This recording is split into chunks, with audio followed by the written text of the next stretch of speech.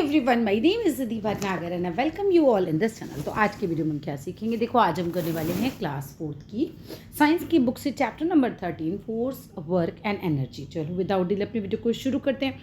All credit goes to writer as well as the publisher. देखो force is needed to move an object. Force यानी कि ताकत आप लगाते हो जब आपको कोई चीज़ को मूव करना होता है। लेट अस सपोज तुम्हारे सामने एक टेबल रखी है, तुमको उसको खिसकाना है तो तुमको ताकत लगानी पड़ेगी ना, तुमको फोर्स लगाना पड़ेगा। बस वही बात वो बोल रहे हैं। अब हम पढ़ने वाले हैं इस चैप्टर में। देखो हम पढ़ेंगे क्या क्या। लेट अस वार्म अप में देख लेते हैं। What is force and energy according to you. अब तुम्हारे अकॉर्डिंग वो पूछ रहे हैं भाई फोर्स क्या होती है, तुम्हारे अकॉर्डिंग एनर्जी क्या होती है। शेयर करूँ some day to day examples को where force and energy are required to carry out your daily activities. आप अपने को कुछ एग्जाम्पल्स आपको बताने हैं जिसमें आपको ये बताना है कि भाई कहाँ आपको एनर्जी की रिक्वायरमेंट है कैरी करने के लिए, अपनी डेली एक्टिविटीज़ को कैरी आउट करने के लिए, है ना। तो हम बहुत सारी चीज़ों में फोर्स लगती है। जैसे मम्मी रोटी बेलती है तो उसमें भी फोर्स लगती है। आप झाड़ू पोछा करते हो उसमें भी ताकत लगती है, फोर्स लगा लगा के करते हो आप उसे। अब व्हाट इज़ नेक्स्ट में हम पढ़ेंगे फोर्स को, हम पढ़ेंगे टाइप्स ऑफ फोर्सेस को, हम पढ़ने वाले हैं वर्क को, हम पढ़ेंगे वर्क एंड सिंपल मशीन्स को, एनर्जी को, सोर्सेज ऑफ एनर्जी को एंड फॉर्म्स ऑफ एनर्जी को। बहुत इंपॉर्टेंट ये चैप्टर है, ज़रा ध्यान से समझना है इस चैप्टर को। राघव कहता है I love to play football, कि मुझे फुटबॉल खेलना बहुत पसंद है। तो रहीम कहता है and I love to play cricket, मुझे क्रिकेट खेलना बहुत पसंद है। राघव कहता है the harder I kick the ball, जितनी ज़ोर से मैं बॉल को किक करता हूँ द फर्दर इट गोज, वो उतने ही ज़्यादा दूर जाती है। एफ यू आर फर्दर मतलब जैसे यहाँ पे गलत दे रखा है, ये फर्दर की जगह FAR वाला होना चाहिए। फार्दर मतलब वो उतनी ही दूर जाती है, ये फर्दर मतलब होता है नेक्स्ट, और फार्दर FAR वाला होता है दूरी के लिए, FAR वाला आएगा। रहीम कहता है बट इन क्रिकेट की अगर मैं बात करूँ तो the ball is throne with a force, ball को एक फोर्स से फेंका जाता है टू स्पिन एंड बाउल, जिससे कि वो उछले, है ना। तो टीचर कहती है इन बोथ द गेम्स, दोनों ही गेम्स में we are using force and energy, हम फोर्स और एनर्जी का यूज़ कर रहे हैं। To play and to play मतलब खेलने के लिए। तो let us learn about in detail, तो चलो अभी कुछ डिटेल में इसको सीख लेते हैं। टीचर कहती है how do we make our work faster, हम किस तरीके से अपने काम को बहुत जल्दी कर सकते हैं एंड सिंपलर बना सकते हैं, आसान बना सकते हैं in our day to day life में। राघव कहता है इज़ इट पॉसिबल, क्या ये संभव है। तो टीचर कहती है इट इज़ पॉसिबल, हाँ ये संभव है। ठीक है, come let us see how it is done, तो चलो आओ देखते हैं ये कैसे किया जाता है। Living things can move by themselves, जो भी लिविंग थिंग्स होती हैं वो अपने आप मूव कर सकती है, मतलब उनके लिए कोई ज़रूरत नहीं होती। जैसे हम हैं, आप हो, जानवर हो, खुद ही चल फिर सकते हैं, हम लोग तो खुद ही मूव कर सकते हैं। In a boxing game the players box, जो प्लेयर के बॉक्स होते हैं, and push each other in order to make the opponents fall, एक दूसरे को पुश करते हैं जिससे कि दूसरा वाला गिर जाता है। तो हियर बोथ द ओपोनेंट्स, यहाँ पर दोनों ही ओपोनेंट्स जो हैं अप्लाई कर रहे हैं फोर्स को पुश करने के लिए। देखो तुम्हारा ना यहाँ पर टग ऑफ वॉर भी दिखा रखा है। यहाँ पर in a game tug of war में बोथ द टीम्स क्या कर रही हैं, पुल कर रही हैं, अपने आपस में खींच रही हैं दूसरे को। रोप मतलब रस्सी टूवर्ड्स देयर साइड। देखो ये बच्चा अपनी साइड खींच रहा है, दूसरा बच्चा अपनी साइड रस्सी को खींच रहा है, फोर्स लगा रहा है ना। चाहे आप अपनी तरफ खींचो, चाहे आप किसी चीज़ को धक्का दो, दोनों ही स्थितियों में फोर्स लगती है। पुश में भी लगती है, पुल में भी लगती है। ठीक है, पुश करना मतलब धक्का देना, पुल करना मतलब किसी चीज़ को खींचना अपनी तरफ। ठीक है, दोनों में ही फोर्स लगती है। Here comes the next page. Force क्या है, living things can move by themselves, जो भी लिविंग थिंग्स हैं वो खुद ही मूव कर सकती हैं, चल फिर सकती हैं, एक जगह से दूसरी जगह जा सकती हैं। Non living things how ever do not move by themselves, आप टीवी रखा हुआ है अपने आप तो नहीं चल के कहीं चला जाएगा, या सोफ़ा रखा है तो खुद तो नहीं चल के चला जाएगा, है ना। तो they move only when a push or a pull is applied to them, ये केवल तभी है जब आप लोग उन्हें अपनी तरफ खींचो या धक्का दो, तभी वो हिल सकते हैं, अदरवाइज वो अपने आप हिलेंगे ही नहीं। The push or pull needed to make an object move is called force. अब काफ़ी इंपॉर्टेंट है ये लाइन, इसको मार्क कर लो कि पुश करना धक्का देना, या पुल मतलब खींचना अपनी तरफ, नीड ज़रूरत होती है इसकी किसी ऑब्जेक्ट को जो है मूव कराने के लिए, इसी को हम फोर्स बोलते हैं। For example a cycle moves only when we push its pedal, केवल साइकिल तभी चल सकती है जब आप उसके पैडल के ऊपर फोर्स लगाते हो, उसको पुश करते हो विद अवर फीट, अपने पैरों से। Heavy box will move only when we pull और पुश इट, एक हैवी बॉक्स केवल तभी हिल सकता है जब आप उसको पुल करो या पुश करो, है ना, खींचो अपनी तरफ या धक्का दो उसको। A force is needed not just to make an object move, एक फोर्स की ज़रूरत होती है केवल इसीलिए नहीं कि वो चीज़ मूव करे, but also to stop its movement, आप किसी चीज़ को रोकने के लिए भी फोर्स लगा सकते हो। For example we need to apply a force to the brackets of a moving cycle, अभी देखो ब्रेक लगाते हो, नॉट ब्रैकेट्स, ब्रेक्स। एक साइकिल चला रहे हो आप, उसको रोकना है तो आपको ब्रेक लगाना पड़ेगा। जब आप ब्रेक लगा रहे हो तो समहाउ आप फोर्स लगा रहे हो अपने हाथों से, ठीक है, तो साइकिल आपकी स्टॉप हो जाती है। इस तरीके से मोशन जो है एक तरीके का, ये जो मूवमेंट है एक तरीके का, ये रुक जाएगा। जैसे एक बच्चा बॉल फेंक रहा है, बॉल जा रही है, आपको उसे रोकना है तो पैर से आप एकदम रोक सकते हो उसको, या हाथ से आप उसको रोक सकते हो, तब भी रोकने में भी आपको फोर्स लगानी पड़ेगी। Force is also needed to change the direction of a moving object. Force की ज़रूरत होती है जब आपको कोई मूविंग ऑब्जेक्ट की डायरेक्शन चेंज करें। एक बॉल है, आपने पैर से दूसरी तरफ मार दिया उसको, फिर वो दूसरी तरफ गई, दूसरे बच्चे ने फिर अपने पैर से कहीं और मार दिया, तो बॉल की डायरेक्शन आप चेंज कर सकते हो फोर्स लगा के। If a cycle is moving in a particular path, अब एक साइकिल है वो एक पर्टिकुलर रास्ते पर जा रही है, the rider wants to take a turn, लेकिन राइडर जो उस पर साइकिल पर चल रहा है उसको टर्न लेना है, उसको मुड़ना है, तो क्या करेगा वो? ऑब्वियस सी बात है, वो फोर्स लगाएगा। If a cycle is moving in a particular path and the rider wants to take a turn, यानी कि वो चेंज करना चाहे direction of a moving cycle का, तो इट अप्लाइज अ फोर्स, तो ही अप्लाइज अ फोर्स, मतलब वो फोर्स लगाएगा ऑन द हैंडल्स पे and as well as pedals पे, चेंज करने के लिए direction of the moving cycle को। फोर्स इज नीडेड टू, किसके लिए चाहिए होती है? पहला, मूव एन ऑब्जेक्ट, किसी ऑब्जेक्ट को हिलाने के लिए हमें फोर्स की जरूरत है। दूसरा, change the direction of a moving object, जो भी मूविंग ऑब्जेक्ट है उसकी डायरेक्शन आपको चेंज करनी है तो भी फोर्स लगानी है। Stop the moving of an object, आपको मूवमेंट किसी ऑब्जेक्ट का रोकना है तब भी आपको फोर्स लगानी पड़ती है। अब आइए, take a piece of sponge, आपको एक स्पॉन्ज का पीस लेना है, try to squeeze it fully, आप उसको जो बर्तन मांजने के लिए स्पॉन्ज यूज़ करते हैं जैसे वही भी ले सकते हो आप, ठीक है, जो ऐसे होता है ना जैसे गद्दा टाइप होता है वैसा, ट्राई करना है उसको दबाने के लिए, आप फुल्ली ट्राई करो। Does it change shape? Yes, वो आराम से चेंज हो जाएगा जब आपने उस पर शेप पे, आप स्पॉन्ज क्योंकि बहुत ही लाइट होता है तो आराम से आप दबा सकते हो उसको, तो उसकी शेप चेंज हो जाएगी। But when it is release it come backs to it original shape में, वो फिर से आ जाएगा। आप स्पॉन्ज को ऐसा करोगे तो वो अपनी शेप ले लेता है। टाइप्स ऑफ फोर्सेस की बात करते हैं तो there are different kinds of forces around us. ये फोर्सेज याद कर लेना है। पहला है ग्रेविटेशनल फोर्स, दूसरा है frictional force. Are are two of them, दो फोर्सेज बता रखे, एक तो ग्रेविटेशनल फोर्स, दूसरा फ्रिक्शनल फोर्स। तो ग्रेविटेशनल फोर्स क्या होती है? ग्रेविटेशनल फोर्स और gravity is a force of attraction or a pull which is exerted by the earth. धरती हर चीज़ को अपनी तरफ खींच रही है, तो जो ग्रेविटेशनल फोर्स होती है वो धरती से लगाई गई एक ऐसी फोर्स है जिससे धरती हर चीज़ को अपनी तरफ खींच लेती है। वरना तुम उड़ रहे होते, तुम्हारे बैट उड़ रहे होते, तुम्हारे जो सोफे हैं ना वो उड़ रहे होते, वो बैठते ही नहीं ज़मीन पर, लेकिन क्योंकि ग्रेविटेशनल फोर्स धरती के द्वारा लगाई जाती है इसलिए सारी चीज़ें ज़मीन में रुक पाती हैं। This gravitational force on the earth pulls all object, सारे ही ऑब्जेक्ट को अपनी तरफ खींचती है, ठीक है, towards it. Gravity is the reason, अब इसका रीजन क्या है? ग्रेविटी, ठीक है, धरती से ग्रेविटी है, धरती पे ग्रेविटी है। Why an object which is thrown upward, अब ग्रेविटी की वजह से होता ये है कि जैसे आपने एक बॉल ऊपर की तरफ उछाली लेकिन वो फिर से नीचे की तरफ ही आएगी, कुछ भी आप ऊपर की तरफ उछालोगे वो नीचे ही आएगा, इवेंचुअली वो फॉल्स बैक ही होगा टू द ग्राउंड। तो gravitational force keeps us on the earth surface. अब हमने ये बात सीखी कि आप कोई भी चीज़ ऊपर की तरफ भी उछालोगे तो भी वो धरती की तरफ आएगी और हर चीज़ को धरती अपनी तरफ खींच रही है। ये सब किस लिए हो रहा है? ग्रेविटेशनल फोर्स की वजह से हो रहा है। आई होप यहाँ तक क्लियर है। फ्रिक्शनल फोर्स कब लगाई जाती है? देखो, फ्रिक्शनल फोर्स और friction is the force between two objects, दो ऑब्जेक्ट्स के बीच में लगती हैं, which are in contact which each other, मतलब दोनों एक दूसरे से टच कर रही हो तब लगती है। When any object moves on a surface, जैसे कोई बॉल है, ठीक है, वो बॉल जो है वो सरफेस पर मूव कर रही है, ज़मीन पर मूव कर रही है, ठीक है। अब फ्रिक्शनल फोर्स जो करेगी वो डेवलप होता है बिटवीन द मूविंग ऑब्जेक्ट के बीच में और सरफेस के बीच में, ठीक है। मतलब जैसे एक फ्रिक्शनल फोर्स आप ऐसे समझ लो, जैसे कोई बॉल जा रही है वो रुकती किसकी वजह से? फ्रिक्शनल फोर्स की वजह से रुकती है, दो चीज़ों के बीच में लगता है फ्रिक्शन, ठीक है। For example, if a train moves on a track, एक ट्रेन है वो ट्रैक पर मूव कर रही है, अब फ्रिक्शनल फोर्स डेवलप कर वो हो जाती है दोनों के बीच में, व्हील पहियों के बीच में ऑफ द ट्रेन एंड जो ट्रैक है उसके बीच में। तो दोनों के बीच में जब कोई चीज़ आपस में रगड़ती है तो फ्रिक्शनल फोर्स डेवलप हो जाती है। The amount of frictional force depend करती है on the type of object पर and the surface on which it moves पर, कि भाई फ्रिक्शन कितना ज़्यादा होगा ये इस बात पर निर्भर करता है कि कौन सा जो ऑब्जेक्ट है और सरफेस क्या है, ठीक है, मतलब किसके ऊपर वो रगड़ रहा है basically. The greater frictional force is developed if the surface is rough, अब फ्रिक्शनल फोर्स ज़्यादा तब होती है जब सरफेस रफ होता है और फ्रिक्शनल फोर्स कम जब होती है जब एक फोर्स जो सरफेस है वो स्लिपरी होता है बेसिकली।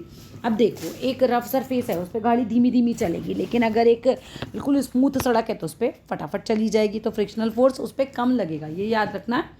जितना स्मूथ है उतना ही फ्रिक्शनल फोर्स कम लगेगा और जितना ज़्यादा रफ है उतना फ्रिक्शनल फोर्स ज़्यादा लगेगा।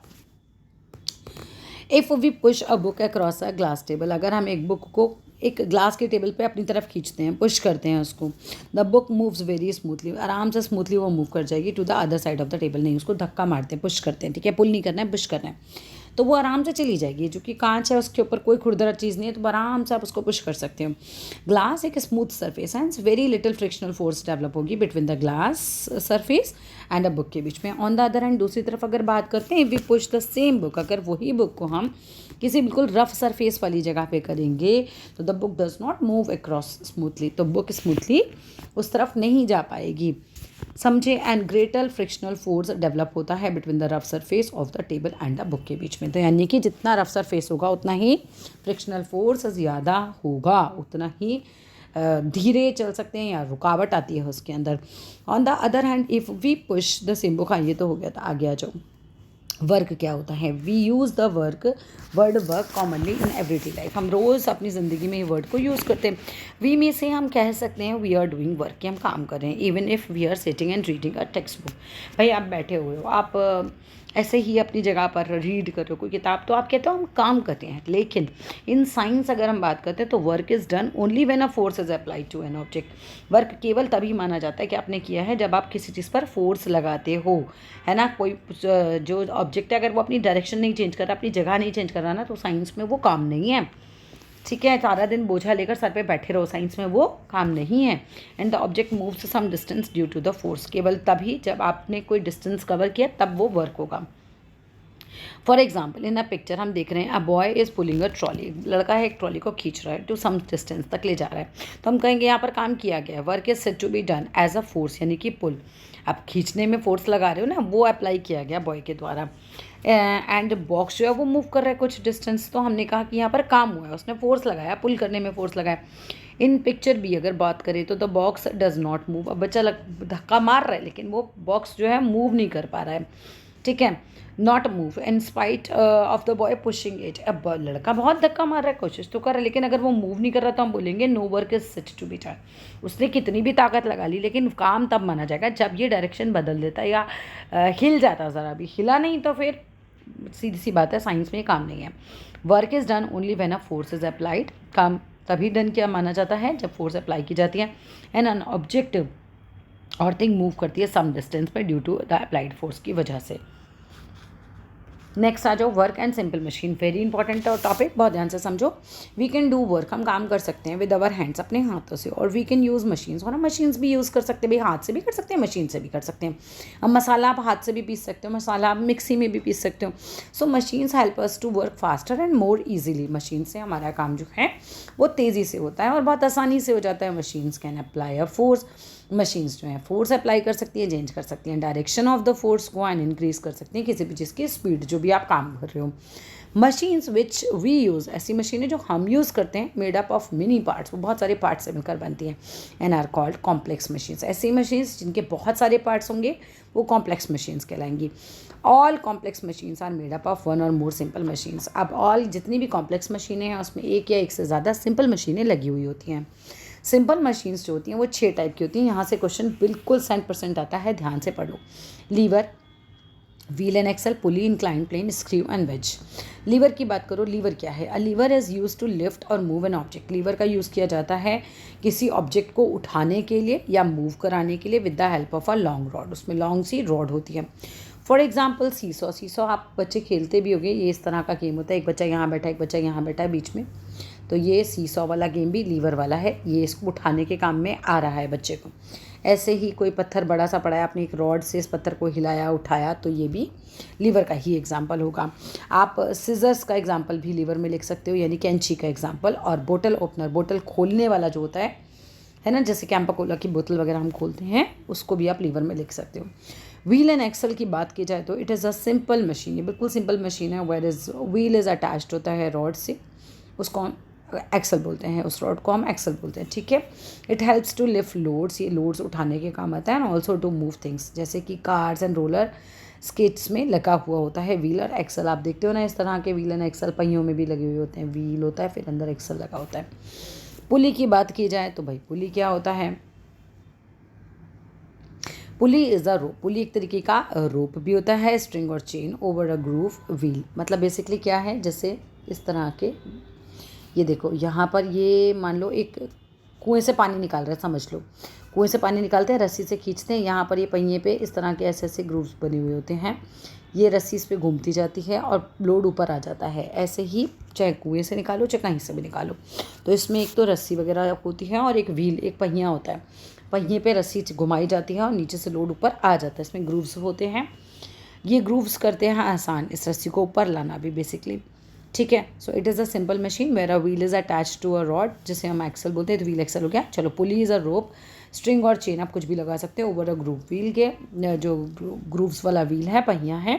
The grooves make it possible for the rope to make move around the wheel, इसकी वजह से आराम से व्हील के किनारे किनारे घूम जाता है। इट हेल्प्स लिफ्ट और lower loads and move loads in different directions, और मतलब आराम से आप इस लोड्स को उठा सकते हो और डिफरेंट डायरेक्शंस तक ले जा सकते हो, ऊपर लाते हैं हम। नेक्स्ट आओ इंक्लाइन प्लेन। इंक्लाइन प्लेन देखो ट्रक से ये देखो हमने ये लगा रखा है, अब आराम से आप अनलोड कर सकते हो इससे सामान। It is a flat slanting surface होता है विच कनेक्ट करता है एक lower level to a higher level पे, मतलब लोअर लेवल आपकी ज़मीन हो गई और हायर लेवल आपका ट्रक हो गया, तो आपने इस तरह से एक पटरा सा लगा दिया, आप आराम से इस पर चढ़ के जा सकते हो, सामान उतार सकते हो, लुढ़का के सामान को आराम से ला भी सकते हो, तो कोई ज़्यादा दिक्कत नहीं आती इसकी वजह से, ठीक है। अब आ जाइए, इट हेल्प्स टू लिफ्ट और लोअर लोड्स करने के काम आता है डिफरेंट डायरेक्शंस में। इंक्लाइन प्लेन भी हो गया हमारा, it helps to move heavy loads, है ना, ये हैवी लोड्स के लिए काम आता है। स्क्रू की बात की जाए, स्क्रू ये देखो इस तरह का होता है, जैसे कि आपने पेंच देखे होंगे, ठीक है, इनमें ग्रूव्स बने होते हैं, इसमें भी ऐसे। इट इज़ इंक्लाइन प्लेन होता है, ये भी इंक्लाइन प्लेन होता है और स्पायरल मैनर में होता है। स्पायरल कैसा होता है, ऐसे ऐसे ऐसे ऐसे ऐसे ऐसे ऐसे मैनर में ये होता है, अराउंड अ रॉड, एक रॉड की तरफ ये ऐसे गोल गोल घूमा होता है। It helps to hold things together, ये मदद करता है चीज़ों को आपस में जोड़ के रखने के लिए। वेज की बात की जाए तो इट हैज़ 2 इंक्लाइन प्लेन्स, इसमें वेज में 2 इंक्लाइन प्लेन्स होते हैं which meet and form a sharp edge, जिसमें एक जैसे शार्प एज वगैरह होती है ना, ये देख रहे हो, ये एक तरफ इसकी शार्प एज होगी जो काटने के काम लेगी, जैसे एक्स हो गया, मतलब कुल्हाड़ी हो गई, उसकी एक तरफ बहुत शार्प होती है, एक ब्लंट होती है, ऐसी चाकू में भी एक तरफ ब्लंट होगा एक तरफ शार्प होगा। फॉर्क मतलब कांटा, ये भी इसी का एग्जाम्पल है। एनर्जी की बात की जाए तो we need energy to walk, हमें एनर्जी की ज़रूरत होती है चलने के लिए, रन करने के लिए, प्ले करने के लिए, किसी भी चीज़ को पुश या पुल करने के लिए। Our body needs energy to apply force, अब हमारी बॉडी को एनर्जी की ज़रूरत है फोर्स को अप्लाई करने के लिए इनटू एनी ऑब्जेक्ट, किसी भी ऑब्जेक्ट पर लगाने के लिए। For example our body needs energy to push a table, अब आपको एक टेबल पुश करनी है और आपको एनर्जी तो लगेगी ना, आप कुछ भी काम करोगे उसमें आपको एनर्जी की ज़रूरत है। Energy is also required for the movement of a car, energy की ज़रूरत होती है किसी कार के मूवमेंट के लिए भी, flight of a plane and for all things where work is done, जहाँ पे भी काम किया जाए एनर्जी सब जगह चाहिए। एनर्जी क्या होती है, एनर्जी इज़ द एबिलिटी और the capacity to do work, energy होती है एबिलिटी या कैपेबिलिटी जिससे आप कोई काम कर सकें। Whenever work is done energy is utilise, जब भी काम होगा तो एनर्जी की ज़रूरत, एनर्जी लगेगी, ठीक है। अब एनर्जी आती कहाँ से, तो सोर्सेज ऑफ एनर्जी क्या है, where does energy come from, तो एनर्जी कहाँ से आती है, the main source of energy are, सबसे पहले तो सूरज ही आपका मेन सोर्स होता है। The sun gives energy to all living things, सूरज हर एक लिविंग थिंग को एनर्जी देता है। प्लांट्स प्रिपेयर करते हैं अपने फूड को यूज़ करके एनर्जी जो कि सन से उन्हें मिलती है। इंसान और एनिमल्स दोनों डिपेंड होते हैं डायरेक्टली और इनडायरेक्टली प्लांट्स पर अपने खाने के लिए। जितने भी लिविंग थिंग्स हैं आर देयर फॉर, हम कह सकते हैं डिपेंडेंट है सन पर अपनी एनर्जी के लिए। विंड एंड वाटर की बात करी जाए तो running water and moving air यानी कि विंड हैव एनर्जी, उसमें भी एनर्जी होती है which can be use to generate electricity, जिससे बिजली बनाई जा सकती है। फ्यूल्स की बात की जाए तो moving vehicles get their energy from fuels, जैसे कि पेट्रोल से, डीजल से, ऑयल से और गैस से। बर्निंग ऑफ फ्यूल्स रिलीज़ करते हैं इस एनर्जी को जो भी प्रेजेंट होती है इसके अंदर, जैसे कि आपका पेट्रोल जलेगा, आपका डीजल जलेगा, उससे जो एनर्जी निकलेगी उसकी वजह से आपके व्हीकल्स चल पाते हैं। Fuels are also used for cooking, आप जैसे लकड़ी जलाते हो तो लकड़ी भी एक तरीका का फ्यूल है, उससे आप कुकिंग कर लेते हो, है ना, खाना बना लेते हो और मशीन वर्क भी कर सकते हैं। फॉर्म्स ऑफ एनर्जी की बात की जाए तो energy is present in different forms, हमारे आसपास अलग अलग फॉर्म्स में है। Energy can not be created और डिस्ट्रॉयड, आप उसे क्रिएट नहीं कर सकते, आप उसको डिस्ट्रॉय भी नहीं कर सकते, बट आप बस कन्वर्ट कर सकते हो एक एनर्जी से दूसरी एनर्जी में। Some important forms of energy, heat energy, heat energy obtain की जाती है जब आप कोई चीज़ जल बर्निंग फ्यूल से, जैसे पेट्रोल से, डीजल से, ऑयल से, गैस से। Heat energy is useful to us, हमारे लिए बहुत मैनी वेज में वो यूज़फुल होती है। It is use for cooking में काम आती है, ड्राइंग में काम आती है, किसी चीज़ को सुखाना है तो हीटिंग गर्म करना है तो काम आती है, एंड फॉर ऑपरेटिंग व्हीकल्स और मशीन्स में भी ये काम आती है energy. Electrical energy is use in our homes, हमारे घरों में यूज़ होती है, ऑफिस में यूज़ होती है टू रन अप्लाइंसेज जैसे कि फ़ैन चलाना है, गीज़र चलाना है, आयरन प्रेस चलानी है, कंप्यूटर चलाना है, एयर कंडीशन चलाना है, ओवन चलाना है, फ्रिज यानी रेफ्रिजरेटर चलाना है, इन सब में बिजली लगती है। तो इलेक्ट्रिकल एनर्जी हमारी यूज़ होती है, कन्वर्ट हो जाती है in the form of energy like heat energy में और लाइट एनर्जी में। बिजली से हीट एनर्जी हीट में तो कन्वर्ट होती है जैसे आप गीज़र वगैरह चला रहे हो, है ना, और लाइट एनर्जी जैसे आपने ट्यूबलाइट जला दी है। तो इलेक्ट्रिकल एनर्जी जो है हीट एनर्जी और लाइट एनर्जी में कन्वर्ट हो जाती है। लाइट एनर्जी की बात करो तो प्लांट यूज़ करते हैं लाइट एनर्जी को फ्रॉम द सन, जो उनको सन से मिलती है, मैन्युफैक्चर करने के लिए, अपना फूड, अपना खाना बनाने के लिए। Solar power is a fast becoming a popular substitute बनता जा रहा है अभी फ्यूल का एंड इलेक्ट्रिकल एनर्जी का in some places. And that's all in this video. हो गया हमारा चैप्टर फिनिश। वीडियो अच्छा लगे तो लाइक करना, शेयर करना, सब्सक्राइब करना। Thank you.